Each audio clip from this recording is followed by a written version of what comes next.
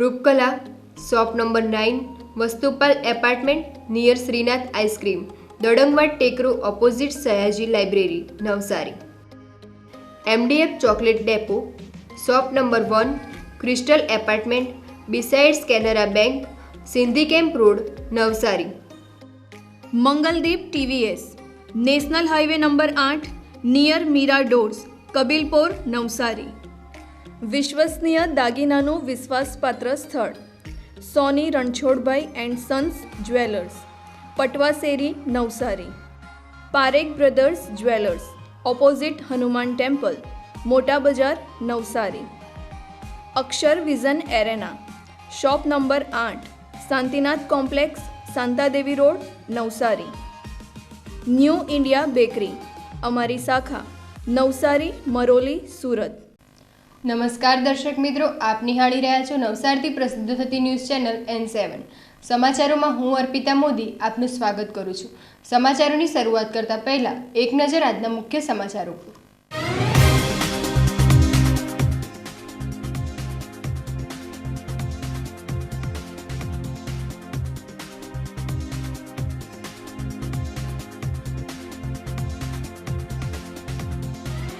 નવસારીમાં પત્ની અને પ્રેમિકાનું હત્યારું જ્યુડિશિયલ કસ્ટડીમાં ધકેલાયું.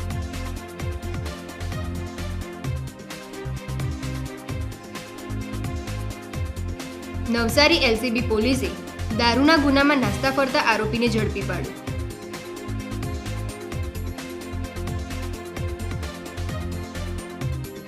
નવસારી મહાનગરપાલિકા દ્વારા પુસ્તક મેળાનું થયેલું આયોજન.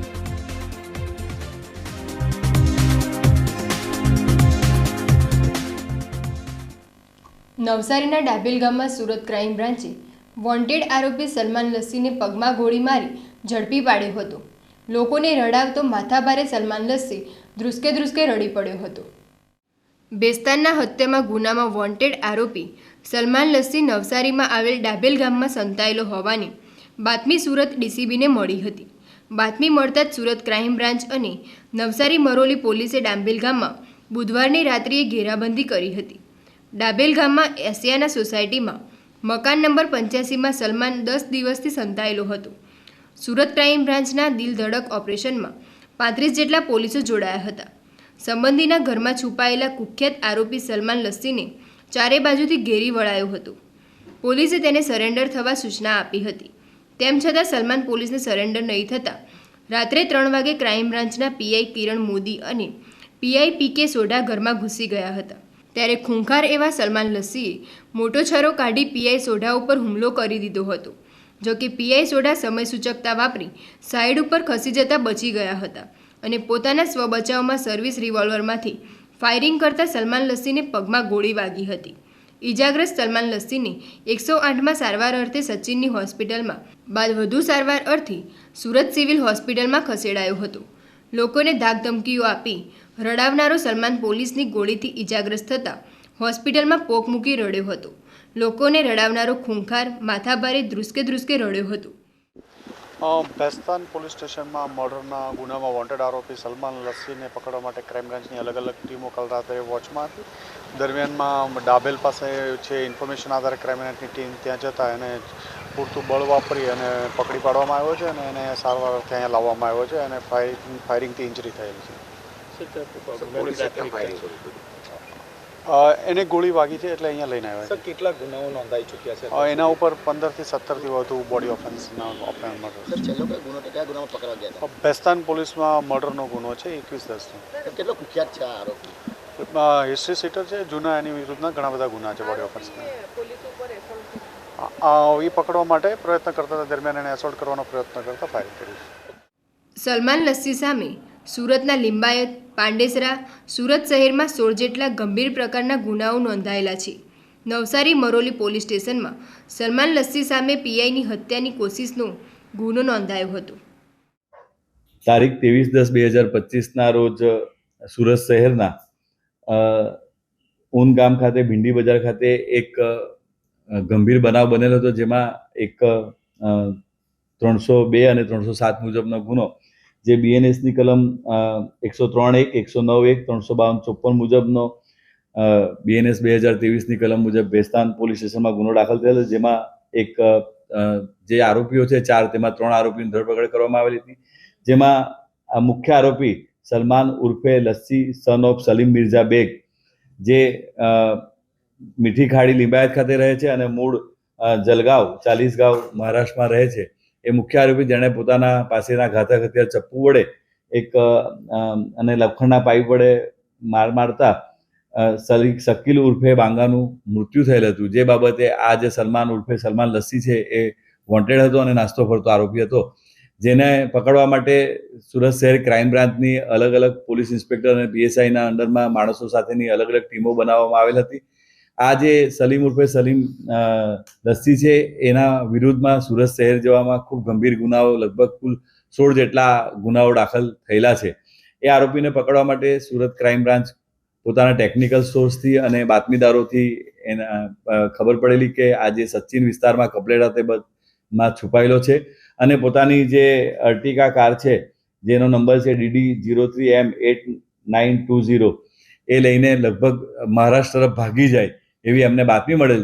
જે બાતમીના આધારે સુરત શહેરની ક્રાઇમ બ્રાન્ચની પોલીસ ટીમ અને નવસારીની મરોલીની પોલીસ ટીમ એ સ્થળે ગયેલ, જ્યાં ડાભેલ ગામ પાસે આવેલ આસિયાના મકાન વિભાગ નંબર 1 મકાન નંબર 85 તેમાં સંતાયેલા હોવાનું માલુમ પડેલ. જેથી સુરત શહેરની ક્રાઇમ બ્રાન્ચની ટીમ અને નવસારી જિલ્લાની લોકલ ટીમ એ આજુબાજુમાં ગોઠવાઈ ગયેલ અને જે આ ઘર નંબર 85 છે એને ખખડાવતા એમને કીધેલું કે ભાઈ અમે પોલીસ છે. જેથી આ જે આરોપી જે સલમાન ઉર્ફે લસ્સી એ પાછળના ભાગેથી ભાગવા જતા ત્યાં હાજર રહેલ પોલીસ ઇન્સ્પેક્ટર શ્રી સોડાનાઓએ કીધેલ કે અમે સુરત શહેર ક્રાઇમ બ્રાન્ચના પોલીસ ઇન્સ્પેક્ટર છે અને મારી સાથેના પોલીસ માણસો છે.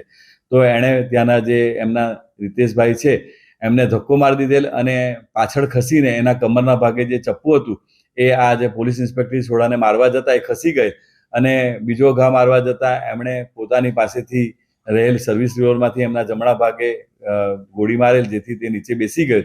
જેથી તેમાં બીજા બધા જે પોલીસ અધિકારી કર્મચારીઓ આવી ગયેલ અને એમને દબોચીને એમની પાસેથી છરો છૂટવીને એમના પગમાં ગોળી વાગેલ હોવાથી લોહી લુહાણ હાલતમાં સચિનની નજીક આવેલ A to Z હોસ્પિટલમાં લઈ જઈને સારવાર હાલ ચાલુમાં છે અને આગળની તપાસ મરોલી પોલીસ સ્ટેશનમાં ગુનો BNSની કલમ 109 મુજબ દાખલ કરીને આગળની તપાસ પોલીસ ઇન્સ્પેક્ટર DJ પટેલના હાલ કરી રહેલ છે. મકાનમાં જે રહી રહ્યો હતો 10 દિવસથી, એ કોનું મકાન છે ને એ એમના ભાણેજ કહેવાય કે જે એમના પપ્પાના સગા છે, એમની બેનની દીકરો છે. એણે મકાન ખરીદેલું હતું, એના નામ પર જ હતું અને એ 10 દિવસથી રહેતો હતો. જેના બાતમી મળેલ સુરત શહેર ક્રાઇમ બ્રાન્ચને, એમણે નવસારી જિલ્લા પોલીસની મદદ લઈને આ આરોપીને પકડી પાડેલ છે. નવસારી હાઈવે રોડના ગ્રીડ પાસેના બંધ રાઈસ મિલના અવાવરૂ મકાનમાં પૂર્વ પત્ની અને પ્રેમિકાની હત્યા કરનાર આરોપી ફૈઝલ પઠાણના 6 દિવસના રિમાન્ડ પૂરા થતાં તેને જ્યુડિશિયલ કસ્ટડી નવસારી સબજેલમાં મોકલી આપવામાં આવ્યો હતો. ગત 29મી ઓક્ટોબરના બુધવારના રોજ સવારે 11:30 વાગ્યાના અરસામાં નવસારી હાઈવેના ગ્રીડ નજીક આવેલ આશા રાઈસ મિલના બંધ અવાવરૂ મકાનમાંથી એક યુવતીની લાશ મળી આવી હતી. જેમાં પોલીસે આરોપી ફૈઝલ નાસિરખાન પઠાણ ઉંમર વર્ષ 25 રહે તલાવડી સ્મશાન ભૂમિની બાજુમાં બારડોલીની ધરપકડ કરી હતી. જોકે મળી આવેલ લાશ પ્રેમિકા રિયાની હોવાની આરોપીએ ઓળખ કરી હતી.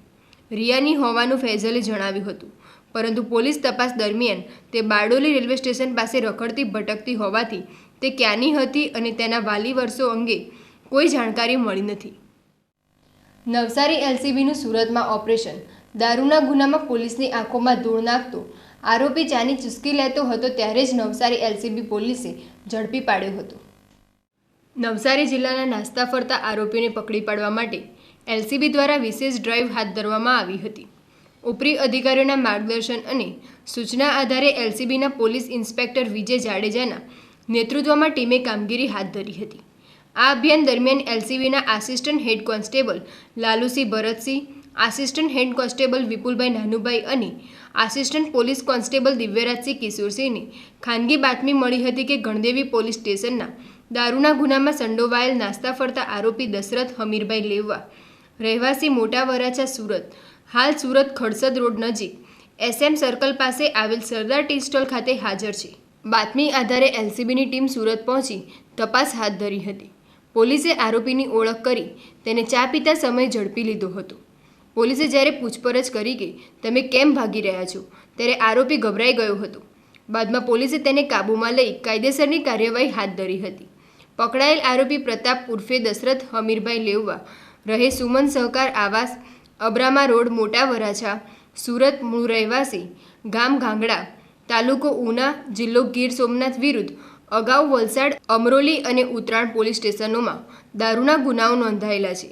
એલસીબી ટીમે આરોપીને નવસારી રૂરલ પોલીસ સ્ટેશનમાં સોંપી વધુ તપાસ શરૂ કરી છે. નવસારી મહાનગરપાલિકા દ્વારા પુસ્તક મેળાનું આયોજન થયું છે. 4 દિવસ સુધી નવસારીની જનતા માટે પુસ્તકોનો ખજાનો ખુલ્લો મૂકવામાં આવ્યો છે. વંદે માતરમ ગીતના 150 વર્ષ પૂર્ણ થવાના ઉપલક્ષમાં નવસારી મહાનગરપાલિકા દ્વારા લુન્સીકુઈ સ્થિત રમતગમત સંકુલ ખાતે 4 દિવસીય પુસ્તક મેળાનું આયોજન થયું છે. નવસારીના ધારાસભ્ય રાકેશ દેસાઈના હસ્તે પુસ્તક મેળાને ખુલ્લો મૂકવામાં આવ્યો છે. તારીખ 7 નવેમ્બરથી 10 નવેમ્બર સુધી પુસ્તક મેળાનો લાભ નવસારીની જનતા લઈ શકશે. આ પુસ્તક મેળામાં નવલકથાઓ, પ્રેરણાત્મક પુસ્તકો, બિઝનેસને લગતા પુસ્તકો, બાળકો માટે વાર્તાઓ, બોધકથા, ધાર્મિક પુસ્તકો, જ્યોતિષશાસ્ત્ર સહિતના પુસ્તકોનું પ્રદર્શન અને વેચાણ થશે. નવસારીની જ્ઞાન પીવાસુ જનતાના લાભ માટે આ પુસ્તક મેળાનું આયોજન થયું છે. આ પ્રસંગે નવસારી મહાનગરપાલિકાના કમિશનર દેવ ચૌધરી, નાયબ કમિશનર જેયુ વસાવા, વાસાણી સહિતના અધિકારીઓ હાજર રહ્યા હતા. ઐતિહાસિક વંદે માતરમ ગીતના 150 વર્ષ પૂર્ણ થતાં સાંસ્કૃતિક વંદે માતરમ ગીતનું પૂર્ણ રીતે ગાન કરવામાં આવ્યું હતું. આ પ્રસંગે નવસારી મહાનગરપાલિકાના કર્મચારીઓ અને શહેરીજનોએ સ્વદેશીના શપથ ગ્રહણ કર્યા હતા. વંદે માતરમ આપણું રાષ્ટ્રીય ગીતના 150 વર્ષ થયા છે. એ નિમિત્તે સમગ્ર દેશમાં એનું સામૂહિક પઠન કરવાના કાર્યક્રમો યોજાયા છે. એને અનુલક્ષીને નવસારી મહાનગરપાલિકા દ્વારા પણ આ લુન્સીકુઈ સ્પોર્ટ કોમ્પ્લેક્સ ખાતે આ વંદે માતરમ ગીતનું સામૂહિક પઠન કરવામાં આવ્યું. આ વંદે માતરમ ગીત બંકિમચંદ્ર ચટ્ટોપાધ્યાયજી દ્વારા એની રચના કરવામાં આવી અને સૌ પ્રથમવાર કલકત્તા ખાતે રવિન્દ્રનાથ ટાગોરે એનું પઠન કર્યું. આ રાષ્ટ્રગીત ભારત માતાને પરમ વૈભવે લઈ જવાની જે ભારત માતાના સંતાનોની પરિકલ્પના છે એને ઉજાગર કરે છે. આઝાદી દરમિયાન પણ આ ગીત દ્વારા સમગ્ર ભારત માતાના સંતાનો એક થઈને વિદેશી આક્રાંતાઓનો સામનો કરવા માટે એકજૂટ થયા હતા. ખરેખર આજે જે ભારત દેશમાં એનું જે 150 વર્ષની ઉજવણીના કાર્યક્રમો થયા એ જ બતાવે છે કે આ રાષ્ટ્રગીતમાં ભારત દેશના નાગરિકોને કેટલી અટલ શ્રદ્ધા છે.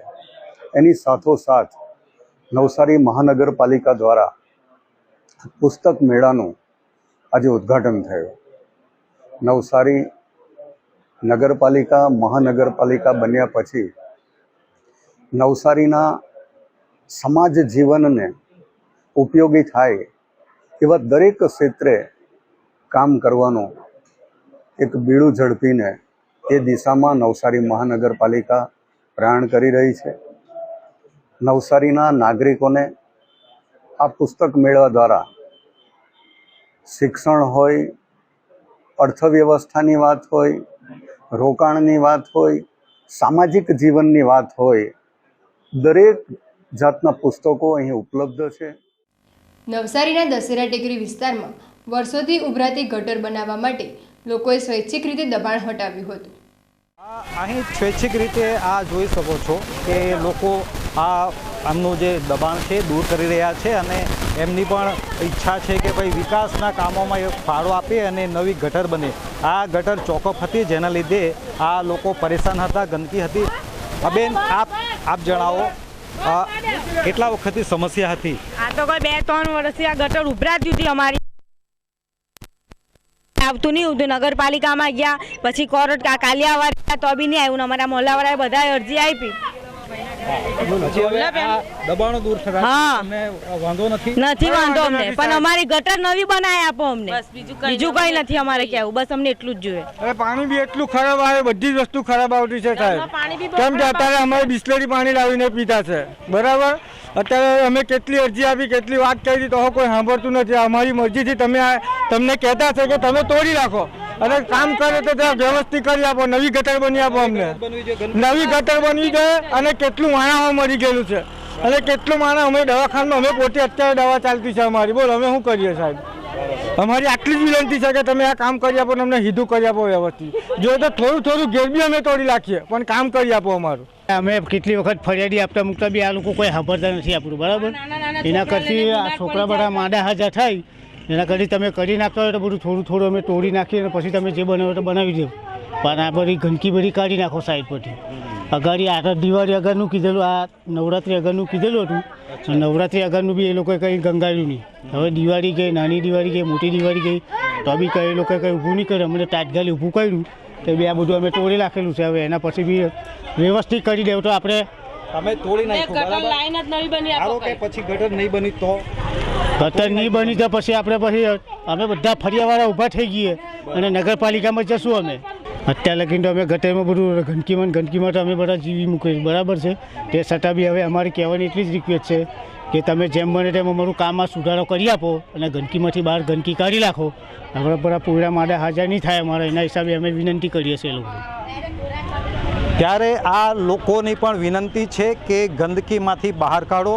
વર્ષો જૂની ફરિયાદ છે, આ વર્ષો જૂની ગટર છે, વરસાદી ગટર છે, જેના ઉપર કેટલાક લોકોએ દબાણો કર્યા હતા. પરંતુ આ જે સામાન્ય લોકો છે, ગરીબ લોકો છે, સ્વેચ્છાએ એમનું આ દબાણ દૂર કરીને ચોખ્ખાઈમાં, સ્વચ્છતામાં રહેવા માંગે છે. અને નગરપાલિકાએ સાંભળ્યું છે એમની જે અરજી છે અને સાંભળીને આ જે કામગીરી શરૂ કરવામાં આવી છે. ગણદેવી તાલુકાના અમલસાડ ગામ ખાતે કાર તળાવમાં ખાબકી હતી. કાર ચાલક સહિત કારમાં સવાર 3 લોકોને ગ્રામજનોએ સુરક્ષિત બહાર કાઢી બચાવ્યા હતા. અમલસાડ નજીક આવેલ એક તળાવમાં એર્ટિગા કાર તળાવમાં ખાબકી હતી. કારમાં સવાર થઈ પરિવાર અમલસાડ ખાતે આવેલ અંધેશ્વર મહાદેવ મંદિરે દર્શનાર્થે જઈ રહ્યા હતા, ત્યારે કાર ચાલકે સ્ટીયરિંગ ઉપરનો કાબુ ગુમાવતા કાર તળાવના પાણીમાં પડી ગઈ હતી. નજીકમાં જ ગામ હોય, બચાવ માટે ગ્રામજનો તળાવમાં પડ્યા અને કારમાં સવાર કાર ચાલક અને અન્ય 3 લોકોને સુરક્ષિત રીતે કારમાંથી બહાર કાઢી તળાવના પાણીમાંથી પણ બહાર લાવી 4 લોકોનો જીવ બચાવ્યો હતો. સમાચારો સમાપ્ત કરતા પહેલા એક નજર આજના મુખ્ય સમાચારો પર.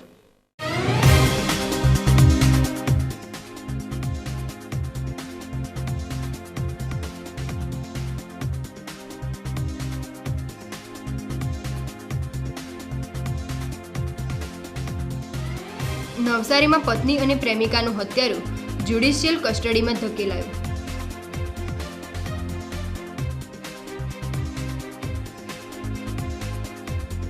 નવસારી એલસીબી પોલીસે દારૂના ગુનામાં નાસ્તા ફરતા આરોપીને ઝડપી પાડ્યો.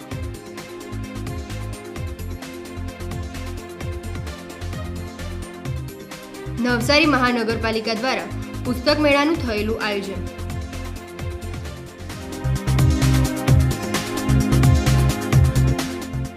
તો આ હતા આજના સમાચારો.